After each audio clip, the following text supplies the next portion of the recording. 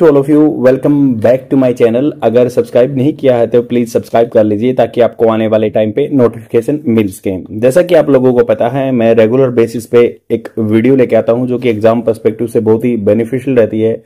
यहाँ पे आपको स्पोकन इंग्लिश के लिए बहुत सारा कंटेंट मिल जाता है, और अगर आप स्टेट पीसीएस किसी भी एग्जामिनेशन की तैयारी कर रहे हैं तो उसके मेंस आंसर राइटिंग का कंटेंट आपको यहाँ से मिल जाएगा। तो स्टार्ट करते हैं। न्यूज़पेपर की पीडीएफ की बात करते हैं। आपको टेलीग्राम चैनल पे मिल जाएगी टॉपिकल ई पेपर। टॉपिकल ई पेपर के नाम से टेलीग्राम चैनल है। यहाँ पे इंडियन एक्सप्रेस और द हिंदू न्यूज़पेपर की पीडीएफ फ्री में प्रोवाइड करा दी जाती है।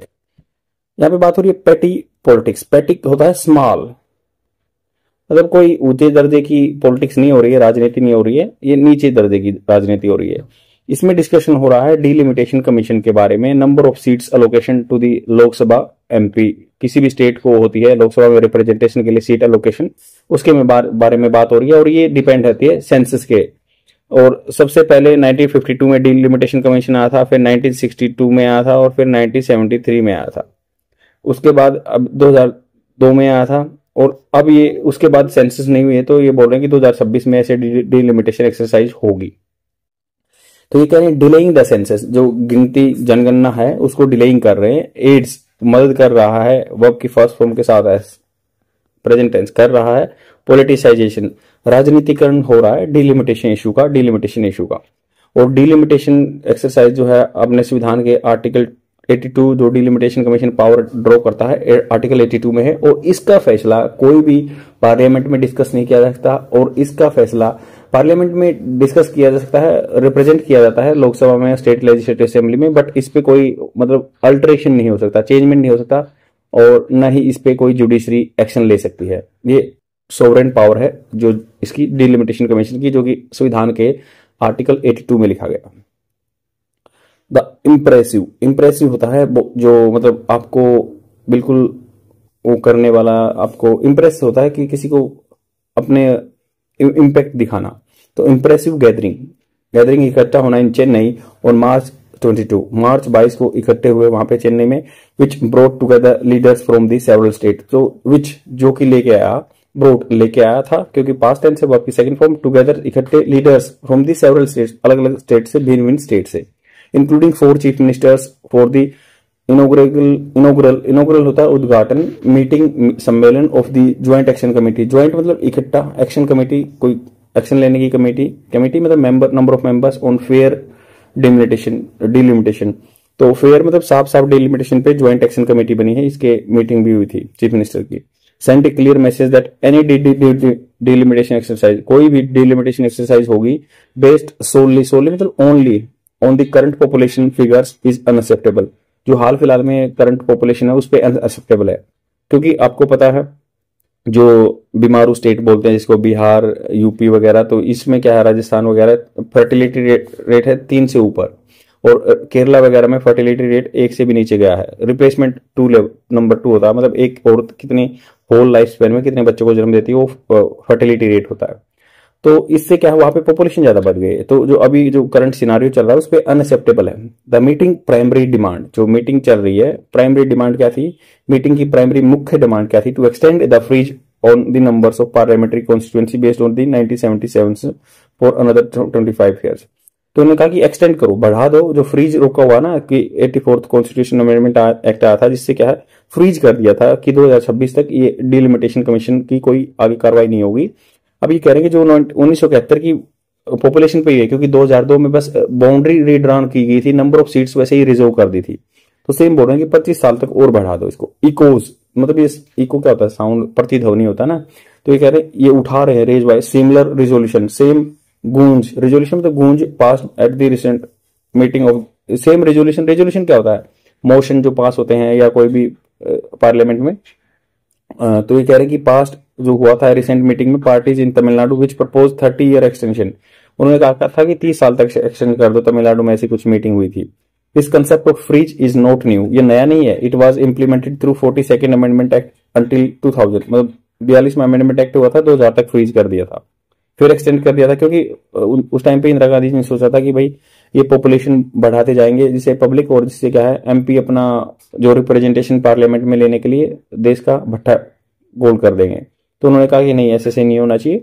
अमेंडमेंट लेके आए थे, फ्रीज कर दिया था 2000 तक, फिर 84th अमेंडमेंट एक्ट हुआ, फिर 2026 तक फ्रीज कर दिया था। Rightly the JSE joint action committee जो है एम्फेसाइज, जोर दिया था इन्होंने, that states which have successfully implemented, जो भी स्टेट हैं जो इंप्लीमेंट कर चुके हैं, लागू कर चुके हैं family planning, should not be penalise, उनको सजा नहीं दी जानी चाहिए with reduce parliamentary representation, parliamentary पे रिप्रेजेंटेशन नहीं कम होना चाहिए। तो कुछ स्टेट कह रहे हैं कि भाई ऐसे क्या है, जो टैक्स पे जो पे कर रहा है उसको भी थोड़ा सा ऐड ऑन करना चाहिए इस क्राइटेरिया में, नंबर ऑफ रिप्रेजेंटेशन बढ़ाने में पार्लियामेंट में। पर वो क्या है, रेट्रोग्रेड हो जाएगा। जैसे क्या था पहले, यूनिवर्सल अडल्ट फ्रेंचाइज, मतलब सबको वोट देने का अधिकार नहीं था, कुछ प्रीवी आदमी को, कुछ मुख्य आदमी को था, तो वो चीजें सुटेबल नहीं है सोसाइटी के लिए या डेमोक्रेसी के लिए। दिस कंसर्न, जो ये चिंता है ना, which is particularly prominent, prominent होता मुख्य, मेन, विशेष रूप से मुख्य जो है इन दी साउथ, साउथ में है, शुड नॉट बी डिसमिस्ड, इसको खारिज नहीं करना चाहिए as a regional issue, regional मुद्दा नहीं है। Despite the strong southern presence, despite के बावजूद strong southern presence at the meeting में साउदर्न स्टेट थे, which was hosted by Tamil Nadu chief minister M K Stalin and attended by Kerala chief minister Pinarayi Vijayan. तो केरला के भी थे, तेलंगाना चीफ मिनिस्टर रेवंत रेड्डी भी थे, and Karnataka deputy chief minister D K Shivakumar थे। The meeting also saw participation from outside the south, south से भी बाहर के स्टेट थे, इंक्लूडिंग पंजाब चीफ मिनिस्टर भगवत मान and Odisha former chief minister Naveen Patnaik, who is online and online address हुआ, reinforce मजबूत किया that the sage message against punishing states for effective population control measures, जिन्होंने अच्छे से हेल्थ मेजर्स लिए हैं, पॉपुलेशन कंट्रोल की है, तो ये उनके लिए एक सजा के तौर पर पनिशिंग स्टेट्स हो जाएगा। It is after a long time that parties across region, मतलब बहुत लंबे समय के बाद जो पार्टी है ना, हर एरिया की आइडियोलॉजी या सब अपनी अलग अलग साइकोलॉजी रखते हैं, हर यूनाइटिंग इकट्ठे हो रहे हैं ऑन ए सब्सटेंटिव इशू, ये सब्सटेंटिव इशू है, अच्छे खासा इशू है ये। रिप्रेजेंटेटिव डेमोक्रेसी, मतलब जो रिप्रेजेंट करना, प्रदर्शन करना, या डेमोक्रेसी जो है, रादर देन फॉर्मिंग अपॉर्चुनिटी के इलेक्टोरल कोएलिशन, तो ये रिप्रेजेंटेटिव डेमोक्रेसी है, ना कि अपॉर्चुनिटिस्टिक होता है, अवसरवादी, मोकाटेरियन जो बोलते हैं कि इलेक्टोरल कोएलिशन संगठन नहीं है, दैट लैक पॉलिसी कोहेरेंस, जिसमें पॉलिसी का सामंजस्य नहीं होता, ये अच्छा है, रिप्रेजेंटेटिव डेमोक्रेसी कर रहा है।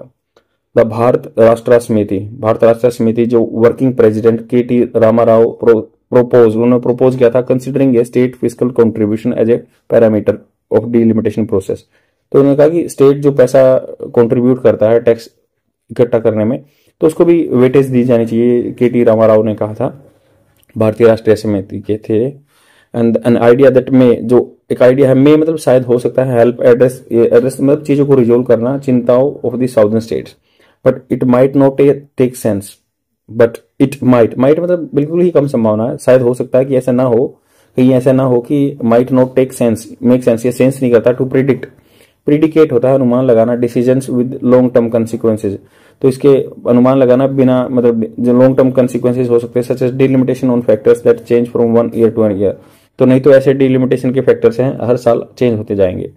In any case the union government, कोई भी केस में union government must act without delay, कोई भी केस हो यूनियन गवर्नमेंट को ना एक्ट करना चाहिए, काम लेना चाहिए बिना डिले के, begin national wide consultation involving a wide range of parties, इसमें बहुत सारे wide range of parties involve होने चाहिए।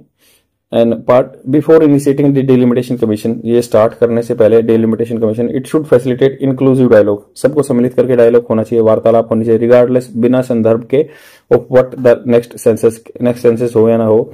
एन एसेंशियल प्री रिक्विजिट होता है, जो प्री रिक्वायरमेंट होती है किसी काम को करने से पहले, एसेंशियल बहुत जरूरी है, जिसको टाला नहीं जा सकता, इज कंडक्टेड। सो फार, अब तक states from the union minister have failed to provide clarity, अब तक जो यूनियन मिनिस्टर हैं प्रोवाइड करने में क्लैरिटी वो नाकाम रहे हैं। सेंटर को मस्ट रिकॉग्नाइज करना चाहिए importance of transparency and consultation on inexplicable delay, मतलब जिसको एक्सप्लेन नहीं कर सकते उससे डिले हो रहा है। इनएक्सप्लिकेबल मतलब जिसको एक्सप्लेन नहीं किया सकता, अनलेस जब तक नहीं petty political calculation are factored in, तो उन्होंने कहा कि ये जो कंसल्टेशन जो है इस पे रुकी हुई है, ट्रांसपेरेंसी है, डिले हो रहा है सेंसस में, या जो बिना एक्सप्लेन किए जब तक नहीं पेटी पॉलिटिकल कैलकुलेशन चलती रहेंगी ना, फैक्टर्ड इन उनको लेते रहेंगे, तब तक ये डिलिमिटेशन एक्सरसाइज होनी ही हो सकती है। आई होप आपको समझ में आया होगा। इसके साथ मैं 2-3 मिनट की वोकेबलरी वीडियो अटैच कर दूंगा, रेगुलर बने रहिए, सीखते रहिए, और प्लीज लाइक कीजिए, कमेंट कीजिए, ये मेरे लिए बहुत ही हेल्प होगी, बट आपका ये 1-2 सेकंड लेगा। Thank you very much, bye. The first word is adrift. Adrift is an adjective. Its Hindi meaning is दिशाहीन. purposeless, aimless. Example of this was the film industry was adrift in a sea of debt. जो film industry थी वो दिशाहीन थी एक समुद्र, कर्जे के समुद्र में, कर्ज है उनके पास.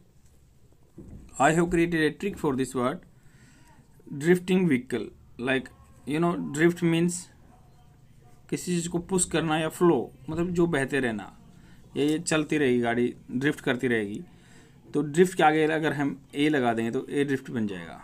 मतलब धक्का दे, ड्रिफ्ट करने के बाद हमारी लाइफ एड्रिफ्ट हो गई, दिशाहीन हो गई. And the second word is tenure. Tenure is a noun, it's Hindi meaning is सार, intent, course. Example of this word, your story gives me a good sense of tenor. आपकी स्टोरी मुझे एक अच्छा सेंस दे रही है टेनोर का. I have created a trick for this word, like tenure, TENURE. Tenure होता है किसी चीज़ का कार्यकाल. Like if you are doing work और you are working in organization and you are spending enough amount of time over there by the legal method, that is called tenure. Means आपका कार्यकाल. तो उसके टेन्योर के time में, मान लो कोई officer है, उसके टाइम के टेन्योर में, टेन्योर ये था कि वो हैप्पी रहता था. सार ये था कि उसके रहने का वो हैप्पी रहता था, tenure. And the third word is despise. Despise is a verb, it's Hindi meaning is तिरस्कार करना, abominate, detest. Example of this word, she thoroughly despised him for his weakness. उसने उसको तिरस्कार किया उसकी वीकनेस या कमियों के लिए. I have created a trick for this word. मान लो प्राइज, दिस प्राइज, डिस्पाइज से दिस प्राइज. दिस प्राइज मतलब यह प्राइज मांग के उसने उसका डिस्पाइज किया, तिरस्कार किया. उसने काफ़ी महंगा, कॉस्टली बोला उसको. That is all